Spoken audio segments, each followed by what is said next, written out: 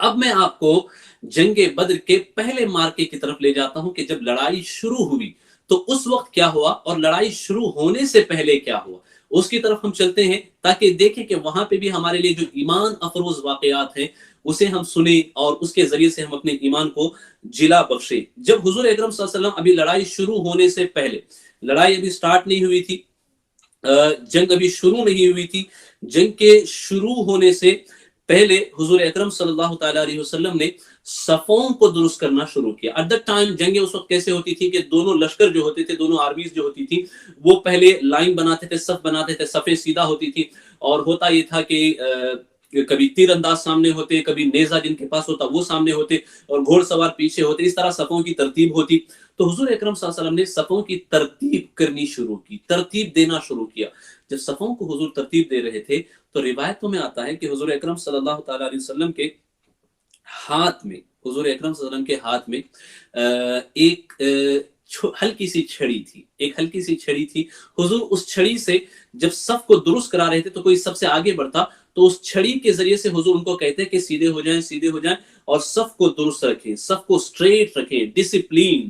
اس کو سمجھا رہے تھے کہ یہ بہت ضروری ہے صف کا جمع ہونا، چونکہ صف اگر ٹوٹ گئی تو لشکر ادھر ادھر ہو جائے گا، تو صف کو قائم رکھنا یہ بہت ضروری ہوتا تھا۔ اس دور کے جو ٹیکٹکس تھے، اس دور کے جنگ کے جو طریقے ہوتے تھے اس میں تو حضور کھڑے کر رہے تھے۔ تو اس میں ایک صحابی تھے جن کا نام تھا حضرت سواد ابن رضیہ۔ حضرت سواد یہ تھوڑا تھوڑا آگے بڑھ جاتے تھے۔ حضرت ابو ایوب انصاری فرماتے ہیں کہ یہ جوش جہاد تھا، جوش جہاد میں تھوڑا سا وہ آگے بڑھ جاتے تھے، آگے بڑھ جاتے تھے۔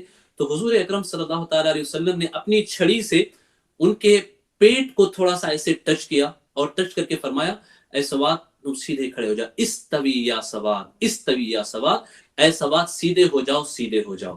جب حضور اکرم صلی اللہ تعالی علیہ وسلم نے یہ کہا تو اللہ اکبر، جنگ ابھی ہونے کو ہے۔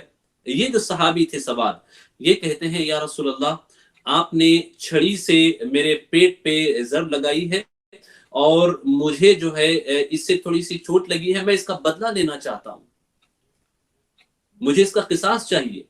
اللہ اکبر۔ at that point رسول اللہ صلی اللہ علیہ وسلم was a commander in chief۔ حضور کمانڈر ان چیف تھے۔ if any soldier if he just express his what he is feeling, if he talks a single word against the commander in chief nowadays, then he will be face a court martial. But now it is nowadays, but at that time Rasulullah sallallahu ta'ala alayhi wasallam what he did، جب انہوں نے یہ کہا تو حضور نے یہ نہیں کہا کہ آپ ایسے نہیں کہہ سکتے، حضور نے کہا ٹھیک ہے آپ آگے آ جائیں، اینڈ دین رسول اللہ صلی اللہ علیہ وسلم نے اپنے جبہ مبارک کو، جو پیراہن مبارک تھا، اسے ہٹایا۔ جب حضور نے پیراہن مبارک ہٹایا تو یہ جو حضرت سواد تھے یہ آئے اور آ کر کے حضور سے چمٹ گئے، حضور سے لپٹ گئے اور حضور کے شکم اقدس کو، بدن اقدس کو چومنے لگے۔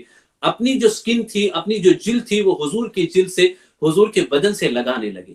جب انہوں نے یہ کیا تو صحابہ سب سرپرائز تھے، ان کو لگا کہ یہ کیا کر رہے ہیں حضرت سواد۔ رسول اللہ صلی اللہ تعالی علیہ وسلم نے بھی پوچھا کہ اے سواد یہ تم کیا کر رہے ہو، why are you doing this, why have you done this یا سواد، what are you doing؟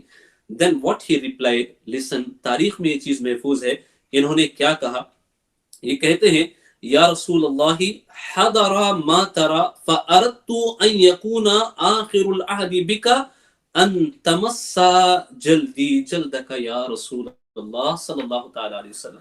وہ کہتے ہیں یا رسول اللہ آپ دیکھ رہے ہیں کہ موت سر پہ کھڑی ہے، کفار کا لشکر تلواریں تانے کھڑا ہوا ہے، اور پتہ نہیں اس کے بعد ہمارا حال کیا ہو، اور ہو سکتا ہے یہی ہمارے آخری لمحے ہوں، لیکن یا رسول اللہ بس میں یہ چاہتا ہوں کہ جو میرا آخری وقت ہے وہ ایسا ہو کہ اس میں میری جلد، میری سکن، میرا بدن آپ کے بدن سے مس کر جائے، بس یہی میری خواہش ہے، اس لیے میں نے ایسے کیا یا رسول اللہ صلی اللہ علیہ وسلم۔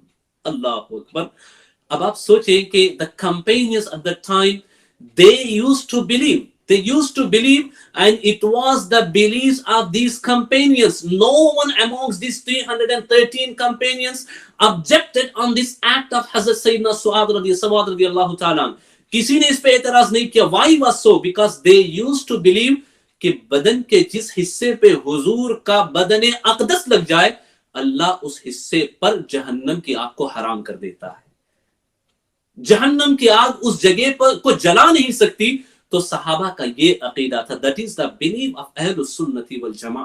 یہ عقیدہ ہے اہل سنت والجماع کا. اللہ ہمیں اس عقیدے پر قائم رکھے.